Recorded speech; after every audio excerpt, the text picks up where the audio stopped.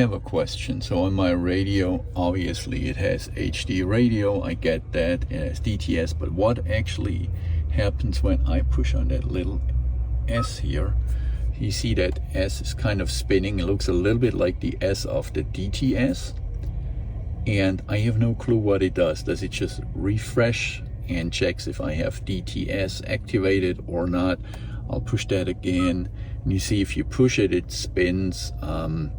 Or maybe it's just looking for a thumbnail picture. I honestly do not know what that does. The only thing I know, you can push on it and then it's spinning.